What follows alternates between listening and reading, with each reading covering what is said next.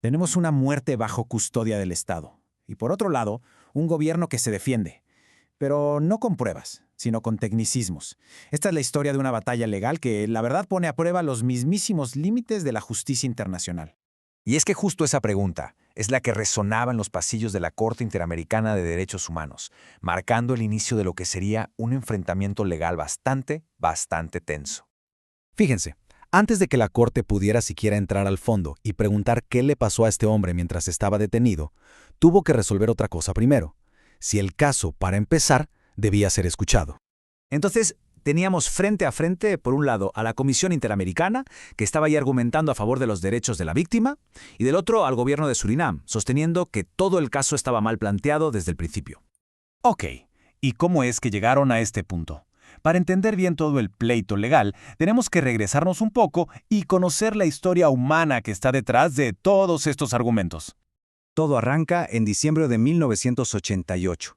Un hombre, Aso Kangaram Pande, es detenido y al poco tiempo muere estando bajo custodia militar. Bueno, pues ese evento fue el que desató un proceso que duró 2 años y que terminó escalando hasta la máxima Corte de Derechos Humanos del continente.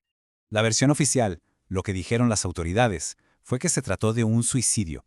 Pero claro, las circunstancias eran tan sospechosas que inevitablemente provocaron una investigación a nivel internacional. Y aquí volvemos a la sala del tribunal, porque la estrategia de Surinam fue muy interesante. En lugar de discutir los hechos sobre la muerte, intentaron que todo el caso se desechara por completo, basándose en supuestos errores de procedimiento. Esta estrategia legal se conoce como excepciones preliminares. Para ponerlo en palabras más sencillas, es como si en un juicio, en vez de debatir si el acusado es culpable o no, su abogado dijera: un momento, el proceso tiene fallas, así que el caso ni siquiera debería discutirse. El objetivo es descalificarlo antes de empezar. Básicamente, Surinam lanzó una ofensiva con 3 puntos principales. Primero, que la comisión se había excedido en sus funciones. Segundo, que no se habían agotado todas las opciones legales en Surinam. Y tercero, que la comisión no había seguido las reglas. O sea, su argumento era que el caso, por donde se le viera, nunca debió llegar a la corte. Ahora sí, vamos a ver cómo respondió la Corte a toda esta estrategia procesal, porque lo que decidió nos dice muchísimo sobre cómo funciona el equilibrio de poder en el derecho internacional. La Corte fue súper metódica. Agarró uno por uno los argumentos de Surinam sobre el supuesto abuso de derechos y los fue desmantelando. Y para cada punto, la conclusión fue la misma. La comisión no se había extralimitado, simplemente estaba haciendo su trabajo, tal como lo dictan las reglas. Pero de todos los argumentos, el más importante, el que era el verdadero meollo del asunto, tenía que ver con si la familia de la víctima había intentado resolver todo en las cortes de Surinam primero. Y aquí es donde la Corte saca un principio fundamental, una regla de oro del sistema. Lo que dice es: haber estado. Si vas a usar el argumento de que no se agotaron los recursos internos, tienes que decirlo desde el principio, cuando el caso está todavía en la comisión.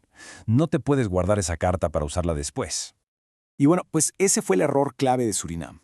Como no presentaron esa objeción a tiempo, cuando debían, la Corte consideró que habían renunciado a su derecho a usarla. O sea, su silencio en la etapa anterior les costó su argumento más fuerte. Así que con esa decisión se cayeron todas las objeciones. El fallo fue unánime y el resultado claro. El juicio preliminar había terminado. Ahora sí, el camino estaba libre para que la Corte analizara el fondo del caso Kangaram Pande. Pero esperen, que la historia no acaba aquí, porque aunque la decisión de la Corte fue unánime, uno de los jueces sintió que era necesario decir algo más, algo que iba más allá de este caso y tocaba un tema de equidad en todo el sistema. Este juez, Cansado Trindade, estaba de acuerdo con el resultado claro, pero sentía que había que aprovechar el momento para establecer un punto mucho más fuerte sobre cómo deben funcionar la comisión y la Corte. La propuesta del juez Trindade fue, la verdad, muy audaz. Lo que él argumentó es que una vez que la comisión decide que un caso es admisible, esa decisión debería ser final y punto. ¿Por qué? Porque si no, se crea un desequilibrio. Una víctima no puede apelar si su caso es rechazado por la comisión. Entonces, ¿por qué un Estado sí debería tener una segunda oportunidad para quejarse ante la Corte? Su idea era evitar que la búsqueda de justicia se perdiera en un laberinto de batallas procesales. Al final, este caso nos deja reflexionando sobre ese delicado equilibrio entre las reglas y los derechos. Nos recuerda que para quienes buscan justicia, superar los obstáculos del procedimiento es muchas veces apenas el primer paso de un camino muy largo.